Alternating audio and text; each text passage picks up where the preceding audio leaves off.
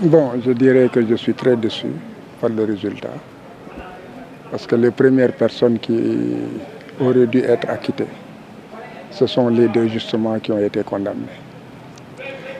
Et aussi les juges n'ont pas accepté de se prononcer sur la violation des droits de la défense. Ce qui en fait est très grave dans la mesure où ceux qui ont suivi ce procès savent que l'enquête de la gendarmerie, le travail des juges d'instruction, tout cela a bafoué les droits élémentaires donc de ces accusés. Maintenant, on a pu aussi se rendre compte que ces personnes ont comparu devant des juges sans avoir jamais eu l'ordonnance de mise en accusation qui leur permettait non seulement de savoir de quoi en fait ils seraient jugés et qui devait aussi leur permettre de remettre le document à leur avocat pour qu'il ait un délai raisonnable pour préparer la défense. Il y a eu 11 acquittements. C'est un très bon résultat. Il y a eu 2 qui ont 6 mois avec sursis. Très bon résultat aussi. Même si ces derniers devaient aussi être relaxés purement et simplement parce que l'infraction était correctionnelle et non pas criminelle. Et il y a eu 2 qui ont la réclusion criminelle à perpétuité. Et ce sont justement ces personnes qui, en fait, étaient des médiateurs entre l'État, la rébellion, n'est-ce pas, et les institutions ou des organes de l'État qui ont été, en fait, condamnés. Bon, cela est dommage. On se posera beaucoup de questions. 26 personnes poursuivies, gardées en prison pendant 5 ans, 11 immédiatement blanchis. Ensuite, quelques mois plus tard, 3 ou 4 mois plus tard, 11 autres, acquittés, blanchis encore. Alors on doit se poser vraiment des questions sur la façon de procéder de notre justice et penser à de profondes réformes, surtout sur la question des délais raisonnables, des pouvoirs du ministère public, notamment du procureur de la République. Et maintenant, pour le reste, les juges, bon, constitutionnellement, ils ont un devoir, c'est le devoir de rendre conscience qu'à leurs compétences, de ne rendre compte qu'à leurs compétences propres et à leurs propres convictions, n'est-ce pas?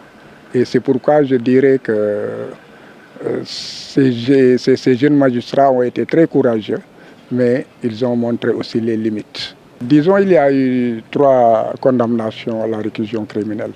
Il y a César Atoute Badiat, donc on n'a pas voulu qu'il soit défendu. Cela n'est pas conforme en fait au droit. Même si une personne ne se présente pas, il peut effectivement il doit avoir droit à la défense. Et les juges aussi ont l'obligation, n'est-ce pas, de voir si, même sans défense, si la personne peut être condamnée pour les faits pour lesquels elle est poursuivie, ou bien si en fait il n'y a pas de charge suffisante. Bon, en tout état de cause, il a été, disons, condamné par contumace. Et pour les 2 autres, il s'agit de Ampoy, qui en fait a toujours le moral et qui a demandé que je fasse appel, ce que j'ai fait immédiatement, dans les 15 minutes. Et pour ce qui est de René Bassène, bon, peut-être qu'il est plus fragile et c'est quelqu'un qui est très affecté psychologiquement parce que depuis le départ, il a dit qu'il ne supporterait pas qu'il y ait une décision qui l'avilirait, n'est-ce pas, qui serait avilissante, alors qu'il est convaincu de son innocence et qu'il a passé pratiquement toute sa jeunesse et toute son adolescence à lutter pour la paix.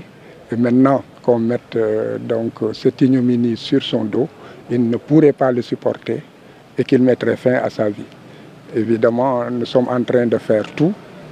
Il y a sa femme, il y a ses enfants. Je les ai convoqués, on va aller à la prison.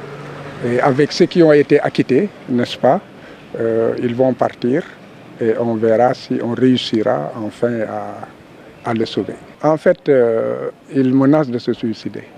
Mais un suicide n'est ni un crime ni un délit. C'est celui qui aura aidé au suicide qui peut être poursuivi. n'est-ce pas? Mais le problème, c'est que je pense qu'il devrait être aussi satisfait que tous les 25 qui étaient donc accusés puissent rentrer chez eux. Il doit être fort et c'est un motif de satisfaction et reconnaître aussi que quelque part, les juges ont été courageux, chacun jusqu'aux limites que pouvait lui donner en fait sa force et son courage. Et maintenant, dire que pour 2 condamnations, n'est-ce pas, César, ça, en fait, c'est du théâtre. Il ne sera jamais arrêté. C'est pour la galerie. Donc pour les 2 autres, moi, j'ai bon espoir que la Cour d'appel, si elle n'annule pas toute la procédure, parce que les juges n'ont pas voulu s'y prononcer, parce qu'ils savaient qu'en examinant, en se prononçant sur les nullités, ce dossier aurait été bousillé dès le départ. Donc pour condamner, il fallait en fait qu'ils refusent de se prononcer sur cela, ce qu'ils ont fait, et la Cour d'appel pourrait, elle, redresser le tort qui leur a été fait et l'injustice quelque part qu'ils ont subi. Ou en tout état de cause, si elle décide d'aller au fond, continuer le courage que ces jeunes et braves magistrats ont eu et ont commencé.